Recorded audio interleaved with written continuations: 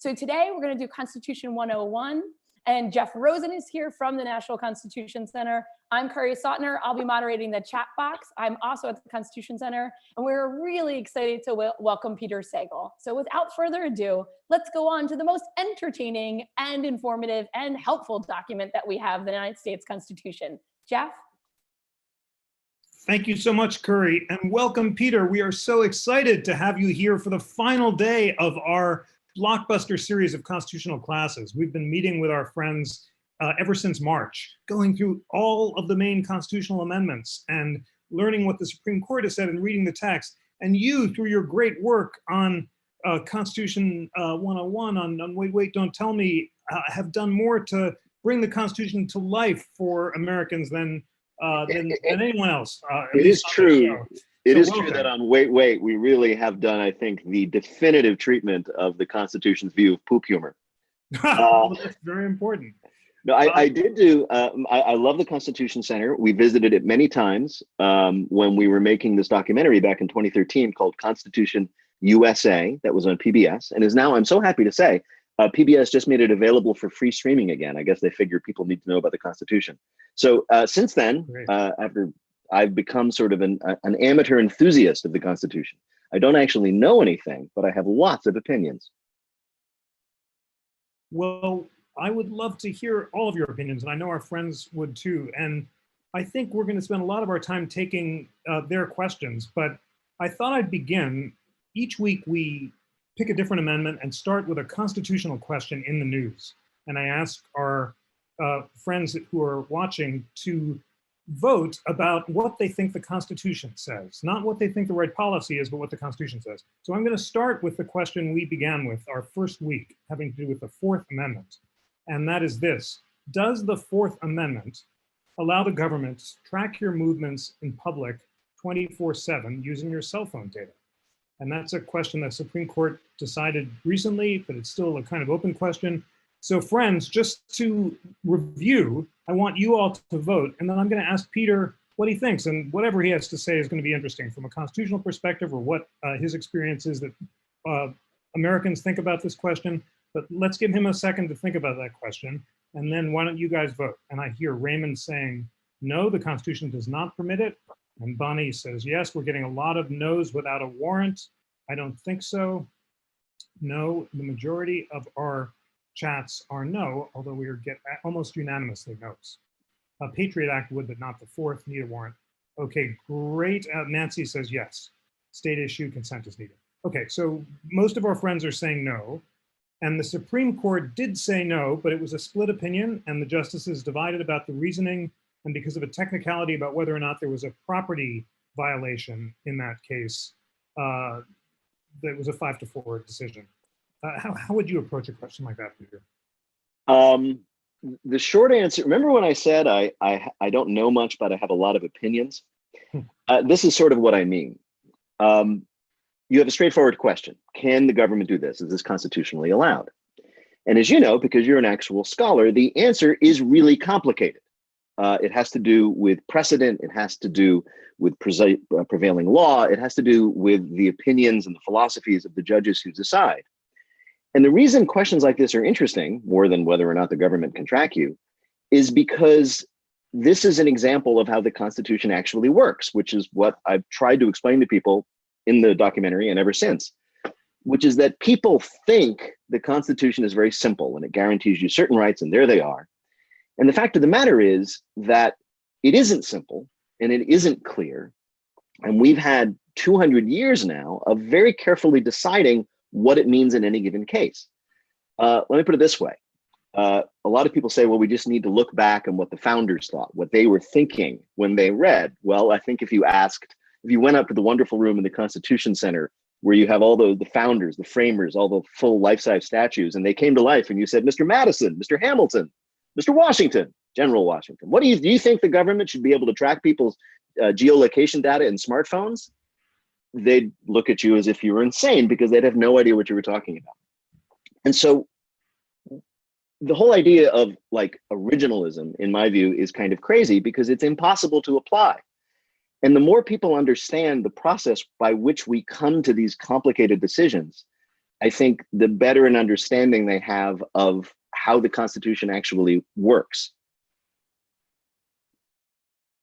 It's so true. And that's such a helpful reminder always to have intellectual humility, to recognize that it's complicated, to listen to the arguments on both sides, and to make up your own mind. We've been trying to teach our friends throughout this class the importance of separating their political from their constitutional views and picking a methodology and sticking with it, even if it points in directions they don't like.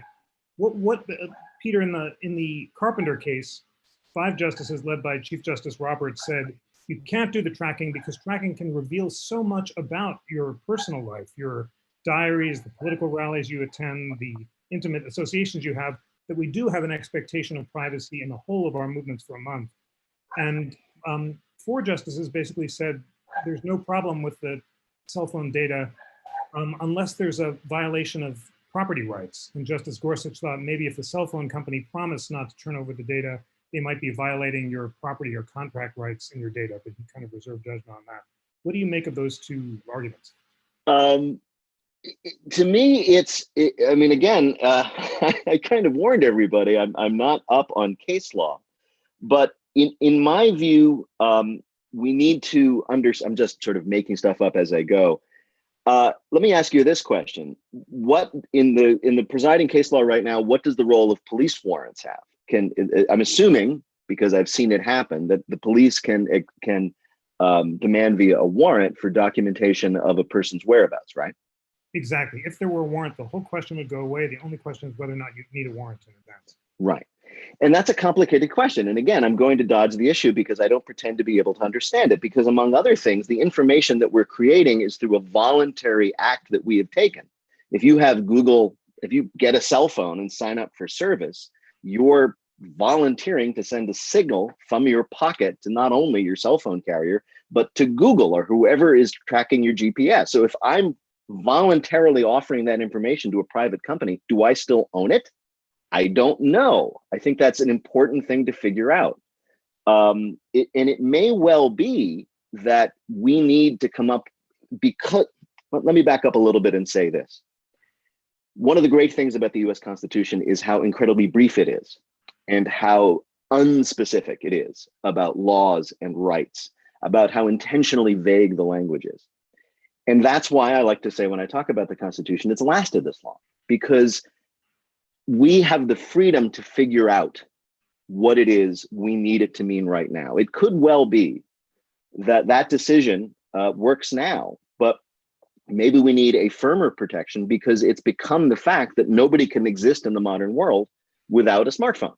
So maybe we need to extend the kind of protections that the founders thought of pertaining to the papers in your home to these connected devices in our pockets. And we need to decide as a country that the Constitution means that.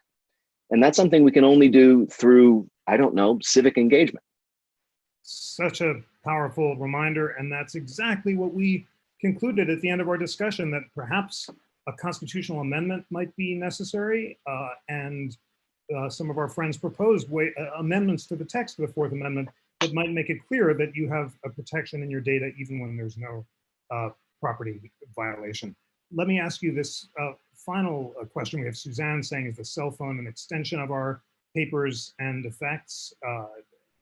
In the spirit of your challenge, Ron asked, can we turn off the tracking on our cell phones? When you talk to Americans about Fourth Amendment protections for Constitution USA, what did you find that people care most about? And when you're talking about Fourth Amendment protections for electronic privacy, how would you get citizens engaged to care about it? In terms of the Fourth Amendment, most people's basic understanding of the Constitution boils down to the Constitution says I can do whatever I want and the government can't stop me. So which is a nice way of thinking about it, but it's not very specific. So it turns out that most people, and this is somewhat sad, end up being surprised by what's legal and what's not. For example, if my understanding of another Supreme Court decision is correct, it is perfectly constitutional for the police to send up, use helicopters or drones to seek for heat signatures to look for illegal drug grow operations. That's weird and scary. So most people, I think, don't really understand the way to which the government is empowered to do things through the constitutional process that we might not think that they have the right to do, including seizing our phone records, including seizing our GPS records. And I think it's a little bit stunning, I think, to most people how little protection we actually have. That's my sense of it. It really is stunning, as you say. I find that too when I teach criminal procedure, that all sorts of things people think are protected, they're surprised to learn are not. And those overfly decisions are among the most striking. It's just counterintuitive that the government can take a helicopter and use spying devices to look at you in your backyard, because the Supreme Court has said we have no expectation of privacy in our backyard, and we assume the risk that people might be renting helicopters and flying over. So right. Yeah. And there's another question coming up in the comments, which is there have been stories we've seen a lot, specifically in the New York Times, about anonymized data from people's cell phones using to track movements of people. So for example, the New York Times did a story about how the richest of neighborhoods in New York emptied out at the beginning of the coronavirus crisis. And they did that by looking at cell phone data. You can anonymize cell phone data. Well, that means that people who live in Soho, we know they're leaving as a cohort. At what point, when we narrow it down to a neighborhood, an apartment building, an apartment, at what point does that become a imposition on your privacy rights as defined by the Constitution? And I have no idea, and I'm very glad that I will never be asked to decide it. Well, but you'll be asked a similar question by Bonnie, who asked a good one, and I don't know the answer either, but let's think it through together. Bonnie asks, haven't cell phones been used to track the extent to which people are observing stay-at-home orders from state governors? Is that consistent with the Constitution because the data are aggregated? Well, that's exactly what I was talking about. And then there's the further question, which I, again, have no easy resolution for, is are there powers that the government can use in pursuit of a state interest like public health? We've been talking about this a lot in regard to more sort of concrete things like stay-at-home orders. Can a government order that a church service be closed because of the health risk? Now, my understanding is again, the governing precedent is yes, that the Supreme Court has decided decades ago that the government at various levels can impose restrictions on people's movements, can impose restrictions on gatherings, on assemblies in order to protect public health. Okay, that's how it stands. Does that apply to these aggregations of data from people's movements? Can the government come to your house and say, we know that you've been violating this stay-at-home order? And what happens if the government has access to health records, which is a whole other issue? If the government came to your house and said, Mr. Rosen, we know that you've tested positive for COVID-19, and we know that you've been traveling all over your neighborhood and going to these stores and restaurants, and you have become a health risk, we're going to put you in jail or submit you to house arrest. Is that constitutional? Because they have the data that you've been putting other people's health at risk. Again, it's complicated, and I wouldn't know what to say. We make a lot of decisions in the constitutional realm of weighing damages. We've decided, for example, that it's better to let certain criminals go free than to allow illegal procedures to convict them, withholding evidence and that sort of thing. So will we decide that it's worth letting Jeff Rosen, the Typhoid Mary of the COVID crisis, walk around free, spreading his illness, rather than using the power of the government to keep him at home? I don't know, and it's an incredibly complicated question. Everything you're saying is coming down to the same answer. I don't know, and it's a complicated question, and that is exactly right for each of these questions. That's the correct description of the state of the law. We have Elena saying that Australia and some other countries that track the phones for stay-at-home require permission from the owner of the phone. And then David Olson says, as a resident of the state of Wisconsin, this is a current debate in reality. Now that leads me to a decision we've not discussed with our friends yet, but I want to discuss with you. It's really complicated and the answer isn't clear. But the Wisconsin Supreme Court recently lifted the stay-at-home order issued by the Democratic governor. And the reasoning was very complicated. And I'm going to quickly summarize it because it's a statutory case. It's not a constitutional case. It has to do with a Wisconsin statute. And the argument was that the legislature said that the emergency order was promulgated without following the required procedures applicable to emergency and therefore impinged on the legislature's core power to legislate. So it was a separation of powers claim that the Democratic governor had usurped the powers of the Republican legislature, and the court says the order is in fact a rule. It should have gone through a rulemaking process. And there was a constitutional doubt principle disfavoring statutory interpretations that unnecessarily raise constitutional issues. So therefore they said it wasn't an open-ended grant of police powers, and therefore while the legislature can delegate authorities to the executive, it can only do that with adequate standards, and here there were no safeguards on the power claimed by the governor. So wow, definitely complicated and unique to Wisconsin to some degree. What do you make of all that, and how would you that's a really interesting case. I don't presume to be an expert on the procedures as laid out in the Wisconsin state constitution, which, as you say, the court decision was based on. And one could maybe make the argument, one could suspect that the reason they framed the argument, or rather their decision that way, was to prevent it from being appealable, if that's the correct. I'm sure there's a technical term for that, i.e. because it was not a decision about federal constitutional rights, therefore there was no way to appeal that to a federal court by the people who wanted to keep the orders in place.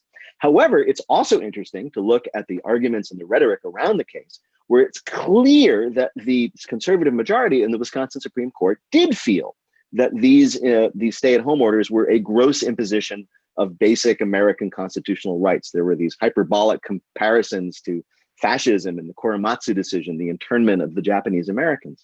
So you have a case where you can talk about the legal reasoning, and if you're an expert in Wisconsin case law, then good for you, I'm not.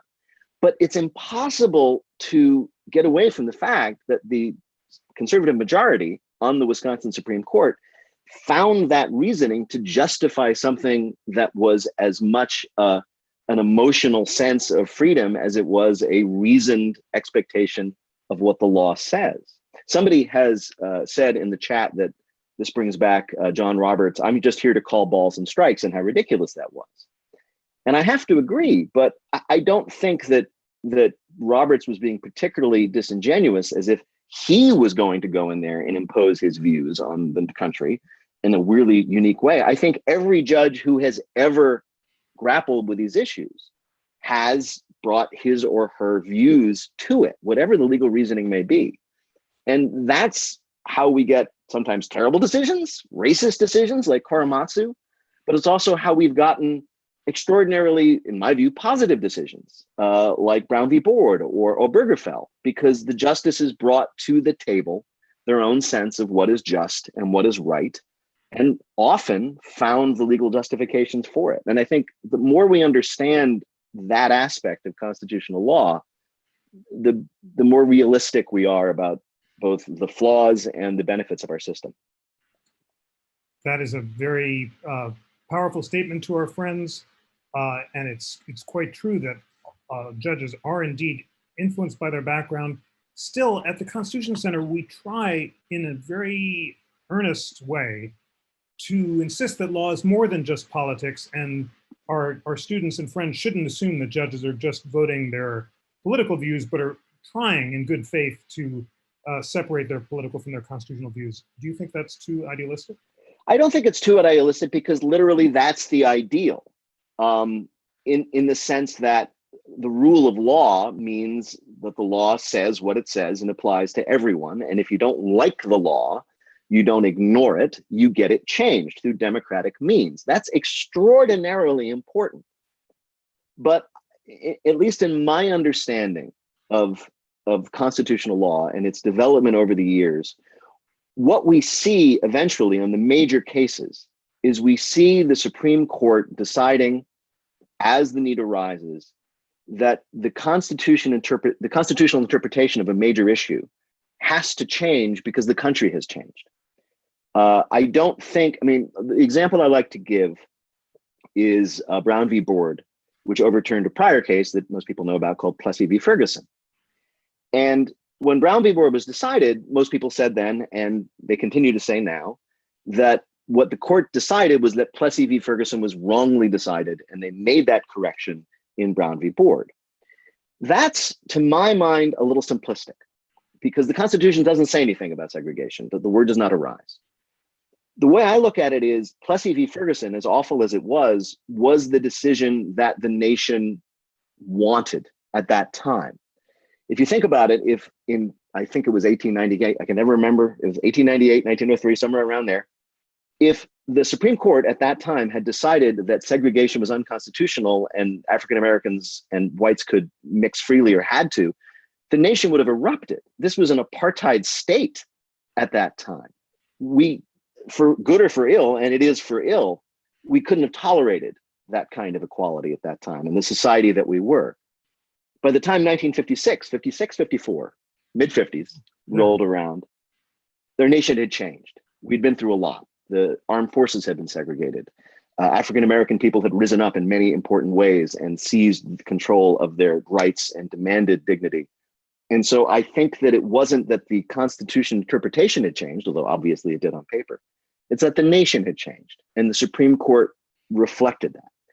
And when you look at the progress that's been made in so many areas, I can't think that that's a negative thing. That when we come down to it, the most significant constitutional interpretations are not driven so much by the letter of the law, but by the spirit of the nation. That is such an important historical context. And it's such a crucial reminder that we need as students of constitutional law to look not just at the text, history, precedent, but also at the social context in which decisions are made. We had a wonderful discussion, as it happens, of the road from Plessy v. Ferguson to Brown versus Board of Education just the other day with the author of a great new book on Plessy and some wonderful scholars. And they emphasized that Plessy was wrong the day it was decided because the framers of the 14th Amendment wanted to strike down any laws designed to degrade or stigmatize African Americans. But you rightly note that such a decision would not have been socially plausible without the social changes that you just noted. It's exactly right. And if you know anything about the 14th Amendment, and the 14th Amendment is by far my favorite, A14th, it is absolutely true that the 14th Amendment was almost completely and totally written out of existence soon after it was ratified, and that you can absolutely argue that Plessy really was wrongly decided, but for that reason. But again, what are they going to do? By that time, the nation had settled into Jim Crow, slavery by another name. Could the Supreme Court have stood up and said, oh, sorry, you can't do that anymore? I don't think it was possible. And I think that we need to look at who we are as a country as much as what our founding documents say. Although just one more beat on this, it was Steve Luxemburg who's written a great new book called Plessy, and it's kind of a definitive history of how the case evolved. Of course, Justice John Marshall Harlan wrote a heroic lone dissent in Plessy, saying this is obviously inconsistent with original understanding, and the framers would have been appalled by this sanctioning of segregation because, as Harlan says, everyone knows what the purpose of these laws were, and they were to stigmatize and degrade African Americans. And Albion Tourguet, who brought the case, I know this just because I read the book and conducted the discussion, originally thought he might be able to count 5 votes, but then there were some Republican resignations and the court shifted and it ended up being a lopsided decision. So my question is this: shouldn't it be the role of judges to do what Justice Harlan did and to enforce the clear text and original understanding and principles regardless of whether or not they were popular? Absolutely, it absolutely should be, but we also have to be realistic about the effect. As we've just been discussing, the 14th Amendment was passed in the wake of the Civil War by Republicans who were called radical because they had the insane belief that Black people had the same basic civil rights as white people. That was called a radical position. And for good or for ill, well, it's for ill. Looking at the history, we now know that the white majority of America was not ready to admit that. They just weren't. So I guess what it boils down to is, yes, you can have people write laws, you can have people interpret laws, but there are so many examples in our history of the nation simply not being willing to go along. And of course, I'm not arguing that you need like a general agreement. Everybody has to sign up before we can move forward in our constitutional interpretation. We've been talking about Plessy and Brown. We also know that after Brown v. Board, massive parts of the country still resisted it. One of the most important things we did for my documentary was go down to Little Rock and talk to Minnie Jean Brown Trickey, who was one of the Little Rock Nine, about that crisis, which was all about how they just weren't going to take it, the Supreme Court decision. So it's not as if the Supreme Court or whomever needs to look to the nation and take a vote and make sure everybody is on board. But it does mean that in order for true change to happen, there has to be an agreement in what Lincoln called the public mind for it to be successful. Let's say that. Beautifully put. An agreement in what Lincoln called the public mind. Absolutely. We've heard different versions of that from other great figures. Learned Hand, liberty lies in the heart of the people. When it dies there, no court can save it. And Justice Ruth Bader Ginsburg has made a similar point about how social change really comes from the ground up. And until people will defend their liberties, they cannot be imposed by courts. There's somebody mentioned in the comment Obergefell in the chat box, and Obergefell, and rather the larger issue of gay rights, is an even more vivid example because it happened in my lifetime. Bowers v. Hardwick, which was the Supreme Court decision in which they allowed sodomy laws to stand, i.e. allowing people to make gay relations illegal, happened in 1986. In 2015, 30 years later, they decided 5-4 that in fact the Constitution guaranteed gay people to marry their partners. The change from one view that gay sex is illegal to that it can be solemnized as a civil marriage happened in 30 years. The Constitution did not change in those 30 years. Some members of the court didn't even change. What changed was the nation and the extraordinary gay civil rights movement that happened. And to me, if you're going to talk about like constitutional law, you can't ignore those massive societal changes driving how we feel about our national document and what it says.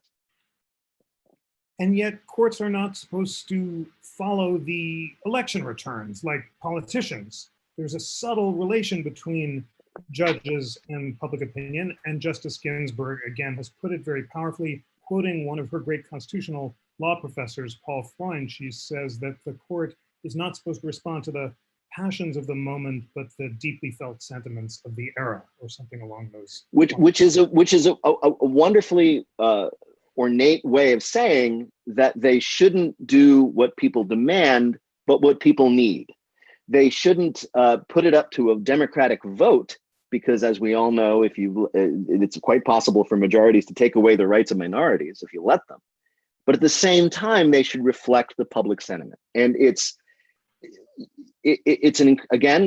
not so much it's complex, it's that it's obscure, the relationship between the constitutional interpretation and public sentiment. But it does exist. And I think to ignore it ignores, well, basically what Martin Luther King called the bending of the arc of history. That image of the bending of the arc has been one that's come up often in our talks. Friends, you've been listening to my discussion with Peter about whether or not courts should follow the broad sentiments of public opinion, or whether, as originalists believe, they should merely follow the text and original understanding of the Constitution and let the heavens fall, as the legal expression goes. Regardless of what people think, you should just enforce the text and history regardless of the consequences. I think it might be a good time for a quick mini vote, because I've been asking you, friends, throughout these classes to choose a constitutional methodology that you find most appealing. And if you are a constitutional originalist or textualist, then you will be less inclined to admit public opinion as a relevant consideration. And if you're more of a living constitutionalist or a proponent of natural law, constitutional-based interpretation, you'll be more responsive to those things. So I know a yes/no vote is rather crude for such a deep methodological question, but here's what I'm going to ask you. If you believe that courts should take the deep currents of public opinion into account in their decisions, please vote yes.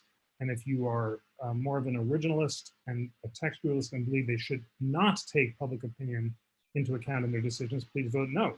Let's see what we're getting. I'm getting a bunch of yeses, but some no's, and this is wonderful diversity of views. It's so great that you are, it depends. It's great that you are all reaching different conclusions. The court should not, says Teddy. What is popular doesn't mean it's right. It depends, maybe.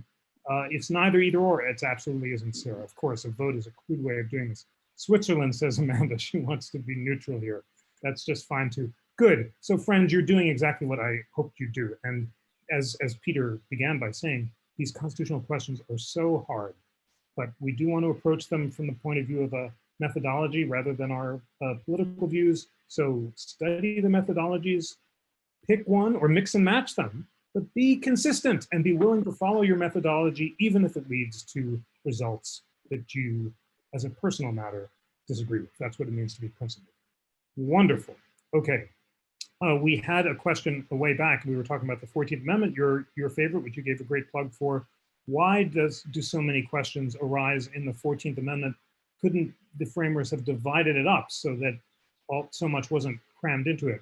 And friends, of course, we learned that the main reason that so many of our questions today arise under the 14th Amendment is because it was that amendment that applied the Bill of Rights to the states. So whenever there's an alleged violation of the Constitution arising out of the states, today that'll be a 14th Amendment question. But Peter, do you think, is the amendment too complicated? Should it have been? No. Let me explain. I mean, yes, it is complicated. There's a lot of things stuffed in there, some more important than others, although we usually come down to that phrase, the equal protection of the laws, rights and privileges, and immunities. Let me offer some wisdom that I got from Akil Rita-Mar, the great constitutional law professor at Yale, who was the primary advisor to our documentary, which is that he, like other scholars, refers to the post-Civil War amendments, the Reconstruction Amendments, 13th, 14th, and 15th, as the second founding. The country was founded with the ratification of the Constitution, and then it was refounded after the Civil War out of necessity because of the Civil War. And the argument he makes, and I subscribe to it, is that in the Bill of Rights, the government was prevented from doing certain things. Congress will make no law. Congress will make no law. Congress will make no law infringing. And that's important. I've heard them described as negative rights. They can't stop you from doing something. What the 14th Amendment did was it empowered the federal government to guarantee rights to you, to any citizen. And that was obviously historically important because the Republican politicians who wrote it and ratified it knew that there was this enormous population of newly freed slaves, and their masters or former masters would do everything they could to take away their rights that they had just won. So they empowered the federal government to guarantee, not just to be restrained in what it would do to people, but to make sure that their rights were protected through the force of law, through the force of arms, if necessary. Remember, we saw in the Little Rock crisis, Eisenhower sent the 101st Airborne to guarantee the constitutional rights of the Little Rock Nine. And to me, that hugely changes the whole nature and purpose of the federal government. And we have often, as we were discussing in regard to Plessy, not lived up to that. We have ignored it. We ignored it for a good 100 years. But to the extent that we have applied that understanding of what the Constitution as amended means, I truly believe that our government, American democracy, has moved toward a much more just, a more perfect union. Beautiful aspiration, and thanks for the shout out to Akil Amar. As our friends know, he was my law school professor and has inspired so many of us to look closely at the text and the history, not only of the original Bill of Rights, but also, as you say, of the Reconstruction Amendments, which he instructs us is a kind of second founding. We have a question from Ty Friend to you, Peter. In your Constitution TV show, you questioned a Montana gun owner about why he felt the need to own 15 guns, but you did not ask the same question to the California marijuana shop owner about the real need for people to use marijuana. As long as the person is not infringing on others, shouldn't both people be afforded the same protection? That's a good question, and I promise you, you know what the real reason is? Sadly, he's right. One of the things that people should understand is that we talked to this gun activist in Montana named Gary Marbut, not because of Second Amendment issues, but because he was challenging the large issue of the Commerce Clause interpretation. He wants to change it He had a whole thing about wanting to manufacture guns and sell them within Montana without the interference of the federal government. The short answer to your question is we did try to sort of apply the same skepticism, or shall we say jovial querying, to the customers at the Harborside Health Clinic, because yes, we thought it was a little funny that so many people needed their medical marijuana. And that jovial understanding came to a quick end. And when I walked up to a customer and I said, "Oh, what are you taking your medical marijuana for?" This was an earlier time. And she looked at me and she said, "I have cancer." So we stopped that particular line of inquiry. To be fair, and to be, if you're concerned about my feeling about Second Amendment rights, Mr. Marbut has the right to own as many guns as he wants within prevailing law. That's not my decision, and I hope. And we actually, we asked the question in the documentary to let him say his answer. I didn't then turn to the camera and say he's an idiot. We asked. I was genuinely curious. He gave his answer. That is great. David Olson asks, Peter, what type of constitutional issues do you find most interesting and best fodder for humor? It's funny. There's most of the constitutional issues that people that end up being funny are not actually constitutional issues, though people think they are, like the right to walk around naked and stuff. I myself, one of the things that I believe is that we should make sure that the constitutional issues are very narrow, specifically about how we govern ourselves rather than what we decide to do when we govern ourselves. I mentioned earlier that the Constitution is the shortest in existence, and it's also the longest lasting. And I think the reason for that is because the founders didn't tell us how to govern ourselves. They didn't say you should make a law about this, or you should prevent that, or you should make sure when you have a pandemic, people don't go to church. They didn't mention any of that. They basically gave us a system by which we can argue about all those issues viciously, vituperatively, without killing each other, which has been the way that arguments were settled all through human history. So I know this isn't the answer to the question you asked, like, what do I find most amusing or entertaining? The issues that I find most important about the Constitution are not really, despite our discussion, questions of rights pertaining to the Bill of Rights or the 14th Amendment or the decisions thereof, but decisions about the legitimacy of our government, because that's why we've lasted as long. We have a system which has thrived because enough people believe in it that it has worked, and they believe in it even when they lose. I read somewhere recently saying that democracy depends on the assent of the losers. And that struck me as being very, very insightful and quick, meaning that if we have an election in the United States, be it for mayor, sheriff, congressman, president, and your guy or gal loses, we will respect the result, let the other person be sheriff or president, and then try to get him next time. And that very simple decision to honor the result of an election, even when we didn't get the result we wanted, is the absolute base of American democracy. It's how and why it has worked to the extent that it has. And the things that freak me out, frankly, are not these impositions of rights or search warrant issues or GPS issues. It's when people stop doing that. When people say, I don't care that you won the election, you don't get to be the boss of me. We're going to ignore this law. It bothers me when people show up with guns to protest duly passed laws. It bothers me when people say that a House of Congress, for example, doesn't have any power because I don't like the people who are in charge of it. To me, those, and I know we've gone from what's funny to what's scary, but to me, that kind of action, that kind of defiance is far more dangerous to the rights and privileges of the American people than, say, the government giving the police the right to look at our cell phone records. That's bad, but it's not going to end us.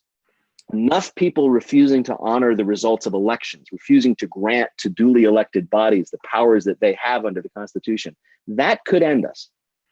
And it's scary.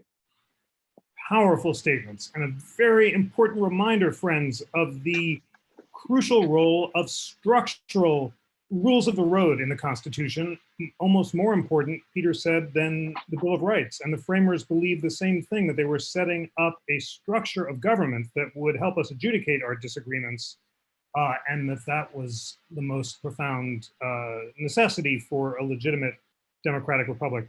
Peter, let's begin historically, among the moments of constitutional crisis or challenge to the legitimacy of institutions that have been most significant. The most obvious one, after the founding, is the Civil War, when Lincoln wins and the South asserts its power to secede, and Lincoln says it has no such power because the people of the United States are sovereign, and they refuse to accept his judgment, and we resort to violence. What are some other historical examples? I think it's important to remember that I'm gonna argue a little bit with your interpretation of the Civil War, although your interpretation was very common, i.e., it was an issue over whether the Southern states had the right under the Constitution to secede from it. But I think it's what Lincoln was talking about in the Gettysburg Address when he talked about government for the people, by the people, of the people, shall not perish from the earth. He was talking about something much more basic, in fact, related to what I just said. That basically what happened was in the presidential election of 1860, the Southern candidate lost. The Democrats had split into two halves, Southern and Northern, and that's why they lost. But nonetheless, they lost. The guy they didn't like, the guy they was afraid would somehow stop or end or diminish slavery, won. And their decision was to withdraw their consent because they lost. That's why Lincoln couldn't let it happen. That's why Lincoln fought the war. That's what Lincoln was talking about, in my view, at Gettysburg. He was talking about the fact that if you want to have democratic government, then you have to agree to honor the result, even if you don't like it, which isn't nearly as stirring as what Lincoln said. Now, have we had a crisis of democratic legitimacy like that since then? Well, it's hard to pick one. I think we need to, like one crisis like that. We absolutely need, though, as a country to come to grips with the fact that for a century or approximately, we had no democracy in much of this country because Black people were not allowed to vote. That when we look back upon the government that we had in, pick a date, 1920, its legitimacy was profoundly damaged because Black people weren't allowed to affect it. And if they tried to affect it, they were punished and sometimes murdered. And that was a slow rolling and sadly long lasting crisis for legitimacy that we only began to address in the 1950s and finally the 60s with the Civil Rights Act. But if you were to ask me what the most significant crisis is, I'd say, frankly, we're in it. I think that we are in a moment of historical crisis. And I know that we're talking about the Civil War and Jim Crow, and those are pretty serious, horrible things. And you have to be careful comparing it. But to my mind, when the President of the United States says, I'm not going to honor any subpoenas, requests, whatever, from the House of Representatives, because they're run by Democrats and I don't like them, that's really bad. And we tend to ascribe it to our president's affect, his manner. That's how he talks. Yeah, but what he's saying is profoundly dangerous. And the reason it's never happened before is because nobody else in that kind of position of power, other people in lower positions of power, of course, but nobody in that position of power has ever withheld that loser's consent in the way that our current president does. And I think it's really bad. More than that, I probably shouldn't say. Oh, somebody mentioned Andrew Jackson. Andrew Jackson was pretty bad. Andrew Jackson, of course, famously defied a Supreme Court decision saying the Supreme Court has made its decision, let them enforce it. However, I think we survived that, so we can look back and say, okay, that was really bad, but we got through it. Whether we get through the current crisis, nobody yet knows. That's an important point about Jackson. He perhaps apocryphally, or perhaps actually said, as you say, the Supreme Court has made his decision, but in the end, he did comply with the court and praised John Marshall at the end of his life. And we had a great discussion of constitutional crises and open defiance by the president, announcing a refusal to obey a duly enacted law or judicial interpretation would be a crisis. And of course, we don't know what this president would actually do if the court were to order him to turn over the subpoena. So that would be the crucial question. But you flagged the necessity of all the branches respecting each other's legitimacy. Unfortunately, we have to wrap up because this is so incredibly rich, but we must end with one question about Martin Luther King. And Tim Kearney asked, to what extent do you agree with Martin Luther King Jr. that one has the moral obligation to disobey unjust laws? That is a really good question. I think that one does. However, we all know that one of Martin Luther King's principles was that if you were going to disobey, to engage in civil disobedience, among other things, it means you need to be willing to suffer the consequences, because that is an act of dissent rather than defiance. And that's where people get trapped up, because I really dislike these people, these so-called patriots who grab their assault weapons and show up and defy laws of various kinds, ranching regulations in Nevada, or these stay-at-home things. They may think they're engaging in civil disobedience. No, they're engaging in anarchy.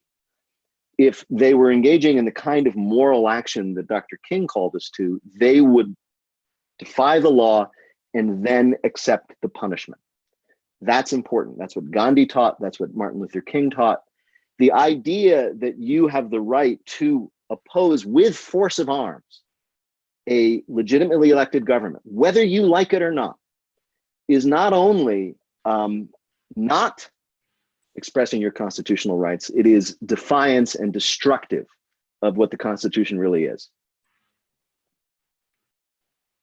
Beautifully said. An important reminder of Gandhi and King's willingness to accept the consequences of their unjust acts, and an inspiring note on which to close.